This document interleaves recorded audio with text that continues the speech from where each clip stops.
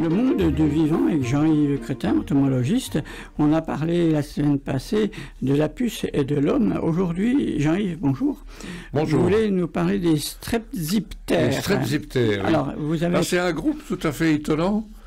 Je pense que parmi nos auditeurs, je vais être bon. Je pense qu'il y a une personne peut-être pour qui le mot a du sens. Ah bon? Ah oui, parce que c'est un petit groupe d'insectes. Il y a quoi? Il y a entre 500 et 600 espèces dans le monde, dont une bonne douzaine en France. Et ce sont des insectes minuscules, 3 mm, Oui. dont seuls les mâles sont visibles parce que les femelles sont endoparasites chez d'autres insectes, c'est-à-dire elles vivent à l'intérieur, dans le corps d'un autre insecte. Et quand on voit ce petit moucheron, si on n'a pas une loupe pour le repérer, donc une grosse tête, enfin pas une grosse tête, mais des gros yeux, des antennes, on dit flabellées, c'est-à-dire avec des éléments latéraux tout à fait curieux, un thorax assez marqué, et surtout, ce sont les ailes postérieures qui sont développées, comme mais je vais vous montrer une image. Pour ceux qui les ailes postérieures bien développées, les ailes antérieures transformées en balancier. Chez les mouches, c'est le contraire. C'est les ailes antérieures qui sont normales et les ailes postérieures en balancier. Et puis un abdomen, ma foi, assez normal. Et la femelle est larviforme. La femelle est larviforme, elle vit constamment à l'intérieur de l'abdomen de son hôte. Alors, j'ai amené un bouquin pour ceux qui pour ont fixer les idées. Internet. Je ne sais pas si ça va être spécialement intéressant, Voilà. mais vous pourrez chercher un strepziptère, ceux qui veulent regarder sur l'internet, S-T-R-E-P ziptère. Strepziptère. S-T-R-E-P-S. Strepziptère. Bon, alors, vous retrouverez, c'est pour ceux qui ont l'internet, vous trouverez la bestiole. Il n'y a pas grand-chose d'ailleurs sur l'internet parce que c'est une bestiole qui est pourquoi vous dites intéressante d'un point de vue intellectuel. Vous avez l'air de dire que ça peut intéresser quelqu'un. Pourquoi? Tout de suite, tout à l'heure. Parmi nos auditeurs... Parce que si c'est sûrement un entomologiste que je ne connais pas encore. Ah bon. Alors ça serait intéressant qu'il se déclare à RCF en disant moi je connais, je sais ce que c'est. Je sais ce que c'est que ces strepziptères. Les strepziptères. Donc alors je dis, ils sont endoparasites, à l'état larvaire. La larve vit ils sont dans le corps, soit d'une abeille, soit d'une guêpe, soit d'une blatte. Enfin, il y a dans la série des espèces, certaines sont inféodées aux guêpes ou aux abeilles ou aux blattes. Et le mâle a des ailes par postérieures pour pouvoir se déplacer. L'évolution se fait à l'intérieur du corps de l'insecte.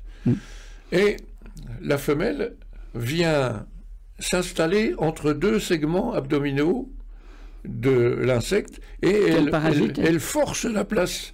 Elle fait bâiller en quelque sorte les segments abdominaux pour que le mâle puisse présenter sa région postérieure pour que le mâle puisse venir la féconder.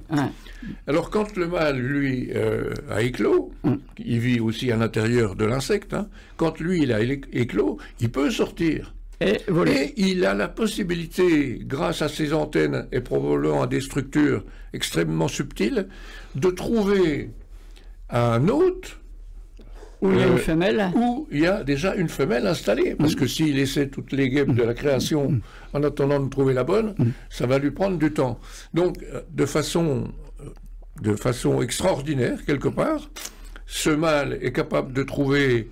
Par exemple, une guêpe qui a déjà une femelle susceptible de recevoir l'accouplement du mâle. Donc le mâle se pose sur la guêpe, insémine la femelle, cette femelle pond des œufs, et tenez-vous bien, au moment de l'éclosion, les petites larves dévorent leur mère. Ils dévorent la femelle avant de se répartir à la surface des téguments de la guêpe, par exemple, puisque j'avais choisi la guêpe. Moi, j'ai déjà vu ces bestioles. Et ces nouvelles petites larves sont capables de faire des bonds, sont capables de sauter sur d'autres insectes pour les coloniser de nouveau et pénétrer de force à l'intérieur de leur corps pour évoluer en endoparasites. Et ces sauts, ils sont provoqués par une substance... C'est encore très mal connu tout ça. Hein. C'est un groupe, on ne sait pas exactement le situer. Certains le situent vers les coléoptères. Moi, j'ai pris une classification qui les situe vers les diptères. C'est pour ça que j'en parle maintenant. J'aurais pu en parler en même temps que les coléoptères l'année dernière, par exemple. Donc, ces strepsiptères sont des bestioles tout à fait surprenantes. On dit qu'ils manipulent leur hôte. Ils manipulent leur hôte, c'est-à-dire qu'ils les engagent à avoir des activités qui sont favorables aux strepsiptères et défavorables à l'hôte lui-même. Et pour ceux qui sont un peu observateurs, quand vous voyez des guêpes polistes sur des fleurs, disons en septembre, et souvent leur abdomen est déformé, comme s'il y avait quelque chose entre les segments. Mais ça, j'essaierai peut-être la prochaine fois d'amener une photo. Et c'est la place de ces femelles ou des mâles qui vont éclore, eux, et qui s'échappent. C'est la place de ces femelles qui sont glissées comme ça, entre deux segments abdominaux. Merci Jean-Yves pour cette histoire de ces strepsiptères très intéressant. Et puis on peut regarder sur Internet pour aller plus loin. Merci beaucoup. Ça peut être une nouvelle insulte, espèce de strepsiptère. Je pense que ça peut marcher.